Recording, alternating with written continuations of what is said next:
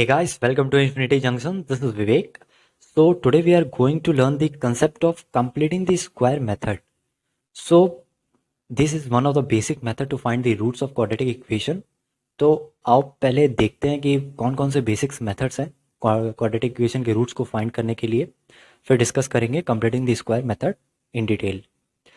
तो यहाँ पे जो मेथड्स हैं, एक है फैक्टरिंग से सॉल्व कर सकते हो, एक है कंप्लीटिंग द स्क्वायर और एक है क्वाड्रेटिक फार्मूला। तो ये तीन बेसिक मेथड्स हैं क्वाड्रेटिक इक्वेशन के रूट्स को फाइंड करने के लिए। तो सबसे पहला जो मेथड है फैक्टरिंग। अब फैक्टरिंग जैसे ये एक इक्वेशन है x square plus 3x plus 2 equals to 0। अब इस इक्वेशन को तो हम इजीली फैक्टर में स्प्लिट करके सॉल्व कर सकते हैं, लेकिन ऐसे बहुत से कॉम्प्लेक्स इक्वेशन होते हैं जो इजीली फैक्टर्स में हम ब्रेक करके सॉल्व नहीं कर सकते हैं। तो देन हम यूज़ करते हैं क्वाड्रेटिक फॉर्मूला या फिर कंप्लीटिंग द स्क्वायर मेथड। अब क्वाड्रेटिक फॉर्मूला तो पहले पढ़ चुके हो, अब कंप्लीटिंग द स्क्वायर मेथड देखते हैं कि क्या है। तो completing the square method is nothing but just like the name, completing the square. तो मतलब स्क्वायर तुमको कंप्लीट करना है। मतलब क्या है इसका, जैसे एक इक्वेशन है x square plus 6x plus 9। अब इस इक्वेशन में देखो कि ये जो लेफ्ट हैंड साइड है इसको तुमको ऐसा मॉडिफाई करना है कि या तो ये a प्लस बी का होल स्क्वायर बन जाए या फिर a माइनस बी का होल स्क्वायर बन जाए। तो this are the perfect square polynomials. तो अब ये करने के लिए तुमको इस लेफ्ट हैंड साइड को ऐसा मॉडिफाई करना होगा। उस मॉडिफाई करने के लिए बहुत से मेथड्स हैं, लेकिन यहाँ पर इजीली हम इसको लिख सकते हैं एक्स प्लस 3 का होल स्क्वायर। लेकिन ऐसा हर केस में पॉसिबल नहीं है, क्योंकि सारे इक्वेशन तो ऐसे इजी होंगे नहीं, बहुत से ऐसे कॉम्प्लेक्स इक्वेशन होंगे जिनको हम ऐसे नहीं लिख सकते हैं। तो उसके लिए एक मेथड्स है, तो वो मेथड क्या क्या है वो देखते हैं। तो जनरली जो मेथड है, जैसे इक्वेशन है a x square plus b x plus c equals to 0। तो ये जो इक्वेशन है, तो सबसे पहले तुम्हें चेक करना है कि ये जो ए है यहाँ पे इसकी वैल्यू 1 है कि नहीं है। अगर इसकी वैल्यू 1 है देन इट्स ओके। अगर 1 नहीं है तो इस ए से इस पूरे इक्वेशन को डिवाइड कर दो। डिवाइड करने के बाद जो रिजल्ट आएगा उसमें जो कांस्टेंट टर्म है ये वाला ना, इसको आइसोलेट कर दो। इसको हमें आइसोलेट करना है। तो और आइसोलेट करने के बाद इसको हमको रीराइट करना है। तो रीराइट कैसे करोगे इसको, a x square plus b x equal to minus of c लिख दिए। अब ये रीराइट करने के बाद जो थर्ड स्टेप है मेरा, ये जो x का कोफिशिएंट है b, इसका हाफ करो और इसका स्क्वायर मतलब b/2 का स्क्वायर इस LHS और RHS दोनों साइड ऐड कर दो। अब ये ऐड करने से होगा क्या कि ये जो लेफ्ट हैंड साइड है ये हमको एक ऐसा फैक्टर इसका मिल जाएगा कि एक परफेक्ट स्क्वायर बन सके। ठीक, अब ये स्टेप करने के बाद हम स्क्वायर रूट प्रॉपर्टी यूज़ करेंगे इस इक्वेशन को सॉल्व करने के लिए। तो हमें इजीली इसके सॉल्यूशंस मिल सकते हैं। तो आओ मेथड्स अब देख लिया, अब एग्जांपल्स देखते हैं। तो यहाँ पे एग्जांपल है एक x square plus 6x minus 7 equals to 0। अब इस इक्वेशन में पहले तुम्हें चेक करना है कि a की वैल्यू जो है वो 1 है कि नहीं है। तो इसमें a की वैल्यू तो 1 ऑटोमेटिक है।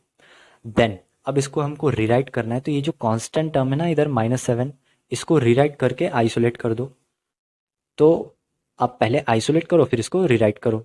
तो इसको आइसोलेट कर दिया फिर रीराइट करेंगे तो इसको हम ऐसे लिख सकेंगे x square plus 6x equals to 7। ठीक, अब नेक्स्ट स्टेप है मेरा जो b है, x कोफिशिएंट b, वो क्या है यहाँ पे 6। अब इस 6 को हमें हाफ करना है। इस 6 को हाफ करने के बाद जो वैल्यू आएगी 3, इसका स्क्वायर आएगा 9।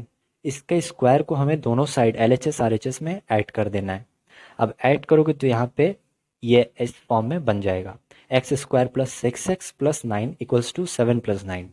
अब जो नेक्स्ट स्टेप है मेरा, ये जो लेफ्ट हैंड साइड है इसको ऐसे मॉडिफाई करो कि एक परफेक्ट स्क्वायर के फॉर्म में इसको लिख सको, या तो a प्लस बी का होल स्क्वायर लिख सको या फिर a माइनस बी का होल स्क्वायर लिख सको। तो यहाँ पे हम a plus b whole square बना सकते हैं। तो यहाँ पर देखो ये है x square plus 2 into a, यहाँ पे a हो गया x और b हो गया 3। तो 6x को हम लिख सकते हैं 2 इंटू एक्स इंटू 3 प्लस इस 9 को हमने लिख दिया 3 स्क्वायर। अब ये लिखने के बाद इधर RHS में ये आ गया 16, ऐड करो 7 + 9 16। ये लिखने के बाद जो लेफ्ट हैंड साइड है इसको हम ऐसे लिख सकते हैं x+3 होल स्क्वायर, मतलब a+b होल स्क्वायर के फॉर्म में ये हम लिख दिए। अब x+3 whole square equals to 16। अब जो लास्ट स्टेप है मेरा वो क्या करना है, हमें take the square root on both the sides. तो स्क्वायर रूट लोगे, अब दोनों साइड स्क्वायर रूट लोगे तो यहाँ स्क्वायर रूट अगर लोगे और ये स्क्वायर, तो स्क्वायर रूट और स्क्वायर एक दूसरे के रिवर्स होते हैं, वो कैंसिल आउट हो जाएंगे। तो यहाँ पे सिंपली क्या बचेगा, x+3।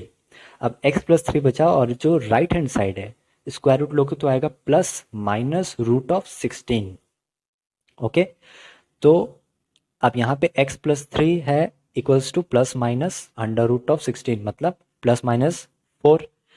अब यहाँ पे एक बार लिखोगे x+3 इक्वल टू +4 और एक बार लिखेंगे x+3 इक्वल टू -4। अब यहाँ से ईजिली हमें 2 रूट्स मिल जाएंगे। एक आएगा x1 इक्वल्स टू 1 और एक आएगा x2 इक्वल्स टू -7। ठीक, अब नेक्स्ट एग्जांपल देखते हैं कि अगर a की वैल्यू गिवन हो, a की वैल्यू 1 नहीं हो तब क्या करेंगे। तो a की वैल्यू जब 1 नहीं होगी तो यहाँ पे देखो इजिली देख पा रहे हो 2x² - 4x + 1 इक्वल्स टू 0 है। तो यहाँ a की वैल्यू तो 1 नहीं है, तो a की वैल्यू क्या है यहाँ पे 2। तो इस 2 से इस पूरे इक्वेशन को क्या करो, डिवाइड कर दो। तो डिवाइड करोगे तो रिजल्ट आएगा x² - 2x + ½ अब नेक्स्ट स्टेप क्या है तुम्हारा, ये जो कांस्टेंट टर्म है इसमें +½ इसको आइसोलेट कर दो। आइसोलेट करने के बाद इस इक्वेशन को रीराइट करो। तो आइसोलेट करके रीराइट करोगे जब तो आएगा x² - 2x equals to -½ okay, x² - 2x equal to -½ अब नेक्स्ट स्टेप है मेरा कोफिशिएंट ऑफ x, इसमें क्या है -2, उसका हाफ करो। तो हाफ करोगे आएगा -1, हाफ करने के बाद इसका स्क्वायर तो आएगा 1। इसका स्क्वायर दोनों साइड हमें ऐड करना है LHS RHS में। ऐड करने के बाद इधर LHS में देखो कि ये इजीली बन जाएगा x - 1 होल स्क्वायर के फॉर्म में, और राइट हैंड साइड देखो -½ + 1, तो इजीली ये हम लिख सकते हैं इसको +½ अब हमें क्या करना है, स्क्वायर रूट लेना है दोनों साइड। तो स्क्वायर रूट लोगे तो इधर आएगा x - 1 और इधर आएगा ±√1/2। ओके, अब ये आया तो एक बार इसको लिखेंगे x - 1 इक्वल टू +(√1/2) और एक बार लिखेंगे x - 1 इक्वल टू -(√1/2). अब जब इसे सॉल्व करेंगे तो जो पहला रूट है मेरा x1 वो आएगा 1 +(√1/2) and other root is 1 - (√1/2). So this is all about completing the square method. Okay, so see you in next lecture. Thank you.